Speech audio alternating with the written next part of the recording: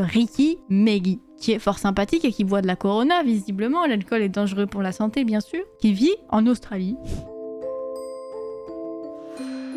Il va prendre sa voiture et il va aller voir un ami. En fait, il veut traverser l'Australie. Au milieu, il y a le désert. Et c'est un grand désert perdu. Et il y a une seule autoroute. Donc il va partir comme ça pour aller voir son pote. Sauf qu'un peu avant d'arriver, parce que sinon c'est pas drôle, il va décider de quitter l'autoroute et de prendre une petite route. Que vraiment personne ne prend. Mais lui il va se dire non, c'est un raccourci, je vais prendre cette petite route. Je sais pas si vous vous doutez, mais il me semble que c'est pas une très bonne idée. En prenant cette petite route, il tombe sur 3 personnes sur le côté, avec une voiture arrêtée. Ils sont en panne. Ce qu'il va faire, c'est que du coup, il va décider de s'arrêter parce qu'il se dit, si je m'arrête pas, ça se trouve, ils sont dans la merde. Et franchement, il y a tellement peu de personnes qui prennent cette route que si je m'arrête pas, ils vont peut-être croiser personne pendant très longtemps. Il va s'arrêter plus loin devant, assez loin même devant, pour être pas non plus hyper proche d'eux, parce qu'on sait jamais ce qui peut se passer. Il va se garer, il va sortir de sa voiture et il va appeler une des 3 personnes en disant, viens...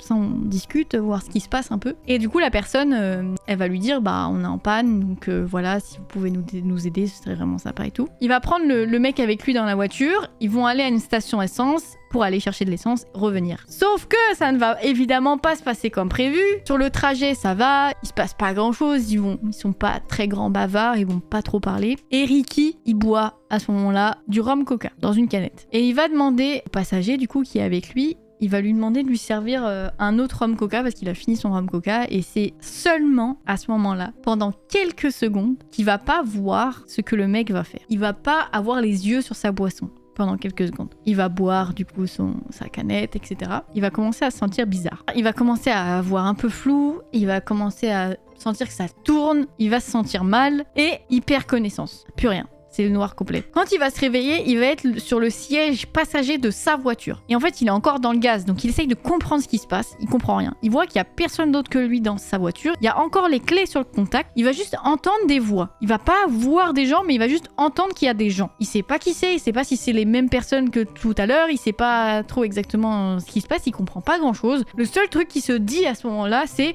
il faut que je me casse. Même si je suis dans un état moyen, que j'ai un peu la tête là, je suis un peu dans le gaz, il faut que je m'en aille. Donc ce qu'il va faire, c'est que bien sûr, il va aller sur le siège conducteur, il va démarrer la voiture, il va pas réfléchir et il va démarrer. Sauf qu'à ce moment-là, là par contre, c'est vraiment un truc, on dirait un film d'action le truc, il y a un mec qui va débouler de derrière et qui va s'accrocher au coffre de la voiture. Et Ricky là, il comprend que là, avec tout ce qui est en train de se passer, les gens qu'il a croisés, ils sont pas forcément des gens bienveillants, qui sont surtout malveillants. Là, il se dit, il faut que je trouve un moyen de faire tomber ce mec de la voiture. Donc, il va essayer de mettre des coups à droite, des coups à gauche. Il va essayer d'accélérer, de freiner, de faire des trucs un peu comme ça pour essayer de le faire tomber. Ça va pas marcher. Genre comme dans les films. Attendez, c'est encore pire après. Puisque le mec, ce qu'il va réussir à faire, c'est qu'il va casser une vitre arrière de la voiture et il va commencer à rentrer dans la voiture. Non mais... Vous voyez les films d'action là? C'est exactement ça. Et là, il va s'incruster dans la voiture, ils vont commencer à se battre pendant qu'il conduit. Il sait toujours pas ce que veulent ces mecs-là. Il sait rien du tout, mais juste ce qu'il veut, c'est repartir en vie, quoi, c'est tout. Et ils vont se battre dans la voiture et forcément, ça va créer un accident, bien sûr. Ils vont se retrouver dans le sable du désert, à côté de la route. Et là, ils sont tous les deux sonnés. Et le mec qui s'est accroché à la voiture, il va réussir à se lever et il va partir en courant. Ricky, là, c'est compliqué pour lui. Là, il est dans le gaz, il vient d'avoir un accident. Il va s'évanouir, encore une fois, pour la 32e fois. Et quand il va se réveiller, il fait noir. Il dit tiens, c'est bizarre. Il fait noir, il sent qu'il est bloqué par quelque chose. Là, il va sentir qu'il y a une bâche au-dessus de lui. Et en plus de ça, il va sentir du poids. Donc par-dessus cette bâche, il y a des cailloux. Il vient de comprendre qu'il vient de se faire enterrer par les mecs. Donc là, il essaye de se débattre, en tout cas d'essayer de soulever un peu. Et il réussit à sortir et il va regarder autour de lui. Il va essayer de voir où il est. Et ben, il est en plein milieu du désert. Il sait absolument pas où il est. Et en plus de ça, la journée, dans le désert, il fait 42 degrés. Ça va, 42 degrés. Franchement, il abuse un peu. Donc il va commencer à marcher vers l'est, enfin en tout cas ce qui pense être l'est, pour essayer de tomber sur une ville. Mais 42 degrés, c'est beaucoup trop chaud. Donc il va s'évanouir, encore une fois. Il va passer son temps à s'évanouir en fait. Et les 36 premières heures, il va boire son urine puisqu'il n'a pas d'eau. Et au bout de 36 heures, il va tomber sur une rivière. Il va boire l'eau de la rivière. il va se mettre dans la rivière et il va se laisser porter par le courant. Il va faire ça pendant 6 jours. Sauf qu'au bout du 6e jour, il commence à en avoir marre. Il va sortir de l'eau et il va se fabriquer un abri et se reposer. Et là, à ce moment-là, il va voir un lézard. Il va pas chercher à comprendre le lézard, il va le prendre et il va le manger. Et là, c'est le début de tout type de repas. C'est-à-dire qu'il va manger des grenouilles, des chenilles, des sauterelles, des blattes et aussi des sangsues. Il va être obligé. Il va aussi manger des plantes, sauf qu'il sait pas du tout faire la différence entre des plantes normales et les plantes toxiques. Il connaît pas la différence entre les deux. Donc en fait, il s'en fout. Il va tout bouffer. Tout ce qu'il trouve. Et donc il y a des fois où ça va bien se passer et malheureusement il y a d'autres fois où du coup ça va le rendre malade parce qu'il y a certaines plantes qui sont toxiques. Il va rester dans cet abri qui s'est un peu fabriqué, il va rester 3 semaines. C'est long, c'est très long je trouve. Au bout de 3 semaines il va se dire bon il faut peut-être que je bouge. À un moment donné il va tomber sur une route de terre et il va se dire faut que je la prenne. Cette route. On sait jamais. Évidemment, cette route, elle est déserte, il n'y a personne. Et il va décider de la suivre. Sauf qu'en fait, il tombe sur une intersection. Là, on le voit sur la première photo. Sur 2 destinations différentes. S'il fait le mauvais choix, c'est fini. T'imagines le truc? S'il fait le mauvais choix et qu'il tombe trop tard sur la civilisation, ça peut être fini pour lui. Donc là, il faut vraiment qu'il prenne la bonne décision à ce moment-là. Il va se dire, bon, je vais aller à gauche. Il fait un peu au pifomètre. Tu vois, il a pas trop le choix de toute façon. Ah non, mais là, j'aurais pas pu faire le choix à sa place. En fait, j'aurais essayé de faire marcher mon instinct, mais je pense qu'à ce moment-là, ton instinct, il est cassé, il n'y a plus d'instinct là. Donc en attendant, il pleut de temps en temps, il va boire l'eau de pluie, etc. Il va manger ce qu'il trouve. Et donc là, il va tomber sur des enclos qui sont vides et du matériel de ferme. Donc potentiellement avant une ferme qui était là et abandonnée et que maintenant il n'y a plus que des enclos vides et du matériel. Donc là, il va se dire bon, je vais m'arrêter peut-être. Et en fait, il va trouver un grand récipient, donc un abreuvoir du coup pour les animaux. Il va le retourner pour se protéger du soleil. Et ce qu'il va faire aussi, c'est qu'il va creuser un trou, justement, une petite cabane pour se protéger du soleil. Et il va se poser à côté d'un point d'eau. Il va se créer une petite routine. Donc la journée, il va rester dans son abri pour se reposer et justement être à l'abri du soleil. Et la nuit, il va sortir pour chasser, entre guillemets, essayer de trouver des choses à manger, à boire. Toujours se faire des réserves d'eau.